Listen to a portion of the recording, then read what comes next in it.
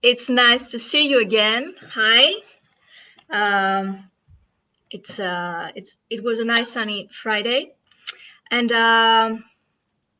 so the last weeks we talked a lot about achieving our goals and methods and specific techniques that we can use in order to achieve them. And I also informed you about my new ebook that you can download for free until the 7th of February. So the time is almost there. Just hurry and download it for free. After the 8th of February, you can find it on Amazon.com. So I'm really happy to have you here, and we say all these techniques. And today I would like to attack a subject that personally I find it very interesting. I've worked intensively with lots of people on that.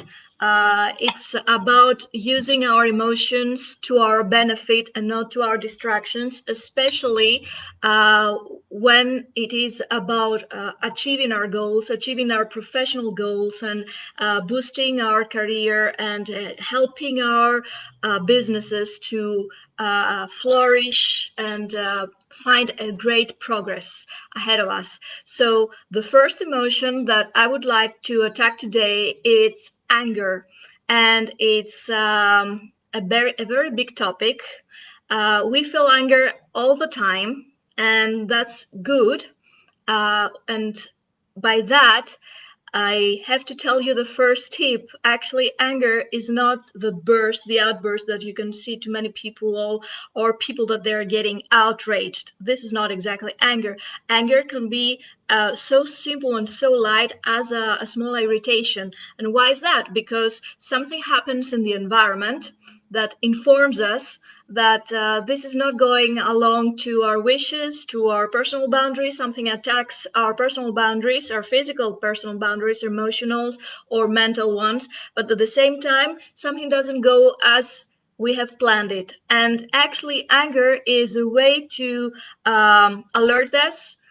To be more careful and more attentive to correct these problems. So, as you can see, by definition, anger is one very, very useful and very, very important emotion, and we like it. We love it. So why do we have outbursts? Why anger sometimes shows these bad signs, or you can feel sometimes something like a lot of frustration. Frustration actually is anger, and we call it frustration because we do not channel it with the most creative way.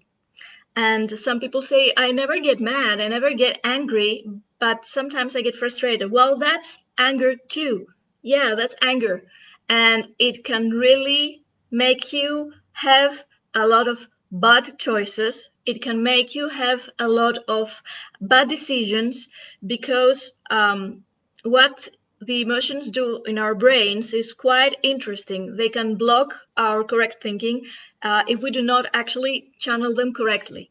If we do not read their message, they can block our decision making, they can block our strategy, planning, and our best optimum strategy making, and they can make us become forgetful. They can make us lose our concentration, they can make us lose our focus. And actually, if you don't have concentration, problem solving that is beautiful, that is clear, that is out of the box, then that can provide to you more than one solutions, a B plan, a C plan, or whatever. If you don't have focus, if you don't have memory, if you don't have attention, then that's quite difficult for you to move on with your career and to help your business prosper. So we want to embrace our anger. We want to be buddies with our anger, and we want to understand what it says. Let's take it from the beginning. So, when we have anger when something, as I told you initially, informs us that there's something clocking, there's something not going well. Either somebody is trespassing our boundaries or something doesn't go as we have planned it, and we need to really be careful. or something as unexpected has occurred and we need to be very attentive and to deal with it. And in all these three cases, we really need to understand it. The moment, as fast we understand our anger, if we find out the message of our anger very, very early, the only thing we can feel, the only sensation anger gives is exactly that, a mild sensation in the body. By the way, why in the body? Because anger, as all the other emotions, they are invisible and they don't have the body of their own. So actually, they borrow our own body, our own sensations, and they use the symptoms of our body to become present and become obvious to us. So if you're attentive to your body sensations, to your body emotions, and you feel and you understand what your body says, you will be able to pick up all the emotions that you sense and you experience immediately. And if you become quite sensible and you hear, as we can say, your emotions pretty soon, then you will understand them before they become quite big with quite unpleasant reactions for your body. So you understand something in the birth of the problem, if you understand it fast, and if you don't let, for example, your anger to become a very big one, and you earn time and um, you don't lose so much energy in order to prevent the situation or change the situation. Let's take an example. Let's say that you had signed a contract with somebody for to provide you some services, and you had the agreed terms, and you said that, for example, the project that they had, you have agreed that this person will give to you and will deliver to you will be ready, let's say, in 1 week, and you had paid according to the contract and everything was fine. And the deadline arrives and the person tells you that there was a little bit of difficulty and we need to deliver it tomorrow, please give us this more time. Then sometimes you can have irritation, you can feel this sense of anger, somebody trespassed your agreement, and then you feel anger. So what this message tells you? Well, it tells you actually to be careful and to find out how you can change or prevent a bigger disagreement with this contractor. All right. So you can express that openly and you can say your frustration, you can say your problem, you can say your doubts loudly, aloud, actually. And you can say that, yes, right now I feel anger.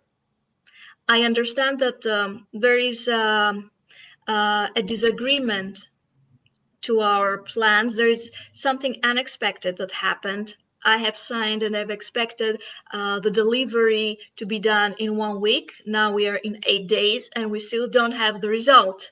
So there you're feeling anger. If you just keep the anger to yourself and you don't express it, or you try to suppress your anger, you feel angry, that means somebody trespassed your agreement, your personal boundaries, the boundaries that you set for your company or your work. If you don't express your anger, and by expressing I mean say, yes, now I feel angry, I know that I'm feeling angry because I wanted this work to happen in 1 week and it didn't. And that's the healthy and productive expression of anger. The unhealthy and unproductive way of expressing anger could be suppressing it until the moment that you cannot suppress it anymore, and then you have an outburst.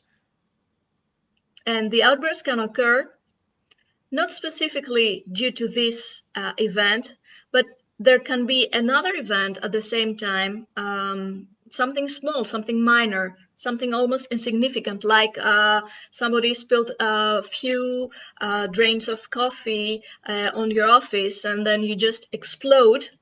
And then this explosion doesn't help you because you will feel that your outburst is super big, disproportional to the situation, and at the same time it makes you feel disorganized completely. You are out of yourself, and other people will see also that you're out of yourself. You will not be able to communicate, or when you speak to other people, probably you're going to say things you're going to regret afterwards. So this destructive expression of anger is not helpful, but there is a specific healthy expression of anger that actually this is the reason why anger exists, because it is a kind of compass, it is a kind of internal message, and it tells us explicitly that there is something it didn't like, ourself didn't like, and that's why our inner self sends us this message, this emotion, anger. So what you can do is actually let the anger feel your be in your body, express in your body, be open to it. Most of the times the people that they're used for so many years to suppress their anger, actually they don't let their anger be expressed in the first few seconds of its existence. And actually the emotions, they appear in few seconds. Okay, their lifetime is per stimulus, per situation, is 3 to 30 seconds. So it's a short-lived life. And if you don't let the emotion express itself and feel it, experience it in your senses in between those 3 to 30 seconds, then actually you suppress its message. And actually you overload your particular area on the brain that processes the messages, the emotional messages, and that actually triggers a vicious cycle in your cognitive functions. And by that, you stop thinking correctly, you stop finding new solutions, and you kill your focus and your attention to the most precious things you have. So you get concerned with things like what your anger gave you as a message and you didn't read, the suppression of your anger, and other situations that may make you feel angry or make you feel irritated. You don't like that. You want to be focused on your job. You want to be focused on your goals. You want to succeed and you want to achieve and you want to be happy.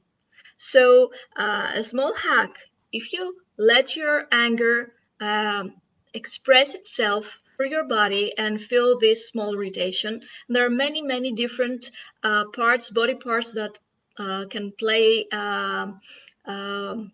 Can help your anger express itself. You can feel um, your you can feel your stomach a little bit weirdly. You can feel that your breathing is too short and too fast. You can feel that there is a lot of blood on your head, and you can feel that you clench like that your hands, and you can feel that you look more with bigger eyes, and you can feel that you can hear more. You can feel a lot of different symptoms, and that actually these are some of the symptoms that you can experience while you feel angry into this short period of 3 to 30 seconds. Use that period and make an assessment of these symptoms. Just feel them and just understand that you experience them. You leave this emotion. That's not going to hurt you. On the contrary, just be there, be present, be aware of these emotions, and feel the sensations in your body. Yes, now I'm afraid or I am angry, and there is a great phrase like a mantra, emotional mantra. The professor who created this calls it the emotional mantra. And the phrase you can say at that moment is, now I'm experiencing anger and it is okay. Or now I am feeling anger and it is okay.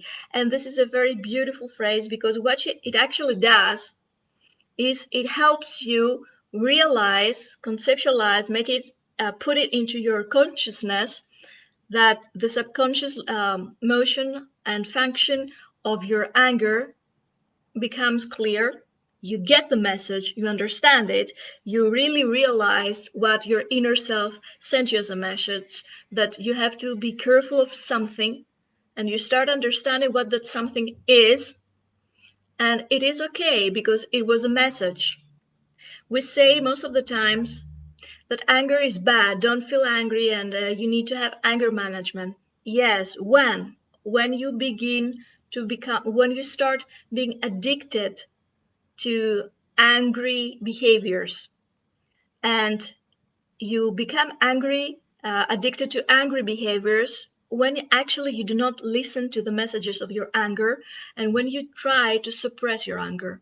So actually, when people say you need anger management, they mean that you've suppressed so much your anger that actually now your suppressed anger is flooding into your behavior, and everything you see around you, you see it through the angry response. But if you feel that you you actually treat everything through an angry behavior, yes, you can help yourself and deal with this addictive angry behavior. But most of the times there is a misconception. People are afraid of experiencing anger because it's not politically correct, because they are actually having in their mind, back in their minds, that I may be angry, I may become angry, and then I may need to have anger management. But this, as I told you just right now, happens only if you have for a long, long time used with the wrong way your anger. If you know how to treat your anger, how to assess the message, how to explain it, and understand the message your angry emotion gives you, then there is no addiction. Because actually, you will not feel all these horrendous and tremendous outbursts and counterproductive behaviors that the outburst and the outrage will bring you. On the contrary, when you experience your anger, when it is in its beginnings, when you start understanding that there's something wrong, in that particular first moment, those first 3 seconds, and you understand that here now there is something wrong, somebody probably trespassed my personal boundaries, or something is wrong with my contract with a person, and I need to be more attentive because this is not in the benefit of my work. Then your anger cannot be at such a big height. It's here. It has a very small intensity, and this is very great for you, because at that small intensity you can experience it, you can understand the message it gives, but at the same time you can have all the cognitive ability to deal with it properly, creatively, and take the message and understand it and assess it and be fine. And at that specific moment, with your anger being very young and with a very low intensity, the message is exactly the same. Somebody trespassed your boundaries, but the anger just tells you that somebody just trespassed your boundaries. Be careful, please. So when you don't listen to that small intensity message, anger will come back again later on with a louder voice, a stronger intensity, because anger wants actually the best for you. Your anger wants you to understand the message, that's all. So, how can you do that? And the anger comes again and says, somebody, my voice is a little bit higher now. Somebody wanted to trespass your personal boundaries. And even if at that case you don't even understand it again, then anger will attack again in another moment and will tell you, hello, hello, can you hear me? Yes, that's me. I wanted to tell you that somebody wanted to trespass your personal boundaries. And your anger will become bigger and bigger and bigger until the moment you will feel this huge outburst.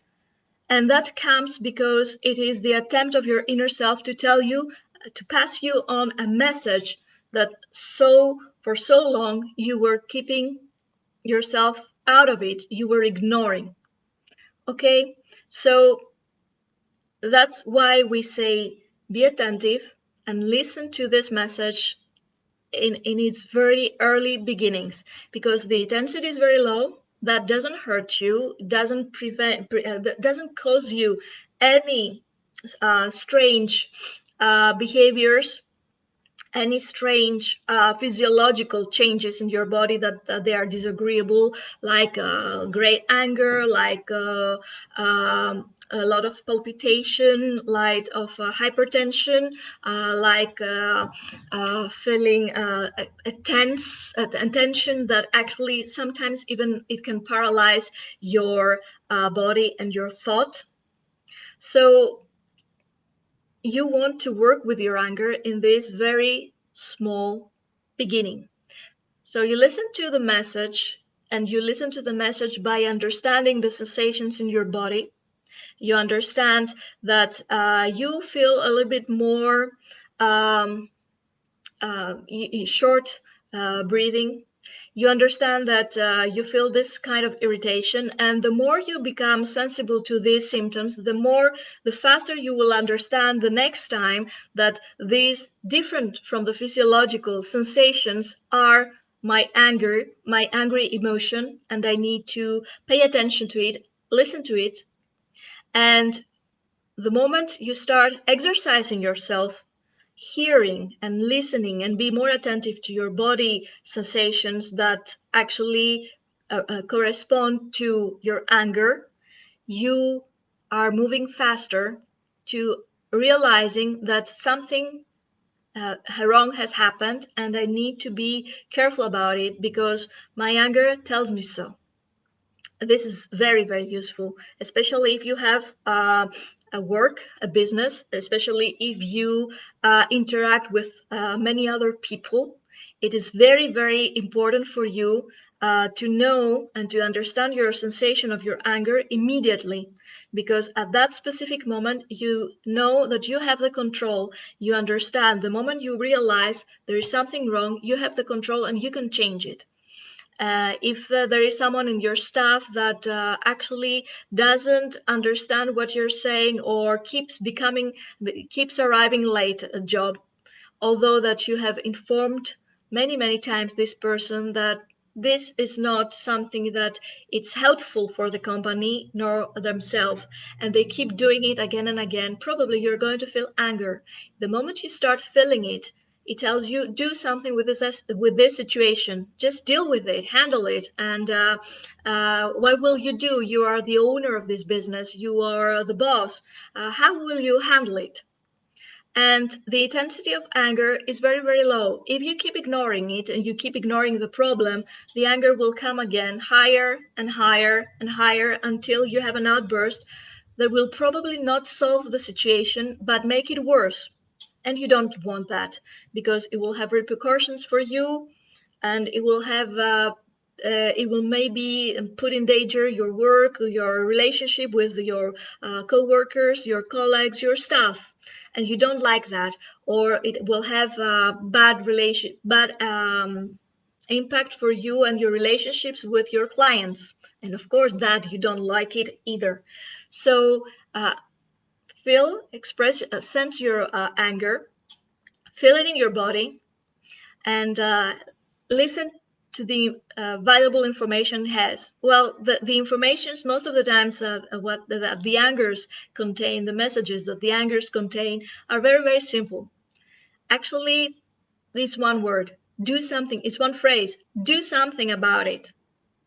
And with all my clients that I've worked all these years, when we were analyzing and we're doing a lot of exercises and workshops about dealing with these emotions, and especially in the professional lieu, actually they were saying that phrase, actually my anger told me to do something about it, to deal with this problem, okay, to be proactive. And proactive doesn't mean destructive, doesn't mean intrusive, doesn't mean insulting. It means actually to use all your intellect, and to use at the same time your empathy, and understand the situation deep in depth, and with a very good and diplomatic way, you can deal with the problem. So if, for example, in the last example, I said that one of your employees keeps coming late in the morning, what you can do is just inform him or her gently that, this is not a tolerated behavior, so please stop doing it. You can also ask him or her the reason why they keep coming in a different hour than the one you've agreed. And you can find mutual solutions. Maybe this person has a child to attend to and there is a problem, or maybe they have a difficulty with the transportation, and you can find something like a carpooling and make sure that the person will be on there at the time at work. And you can find a lot of solutions. And if finally you actually try everything and then you see that nothing works, then you have your feeling tells you that this person cannot work with you, so you have to let that person go. And this is how you're going to use your anger with a kind way, an empathetic way, a clever and aware and conscious way to deal with this issue. And this is very, very important. At the same line, you can use it with the contractor that doesn't respect the deadlines you have agreed on. You can remind them that they signed a contract and there were some conditions of the contract, and you really need to work with that. And you can tell him or her or them that you will proceed to legal actions if they do not respect this contract, and you will do if they don't respond otherwise.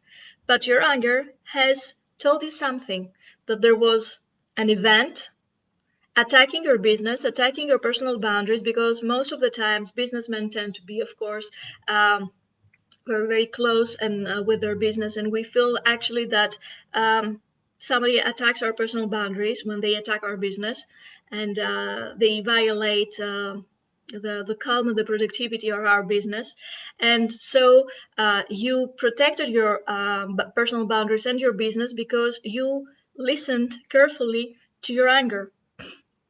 So, emotional education, especially in the professional um, domain, is a very, very precious and very, very valuable and fundamental work.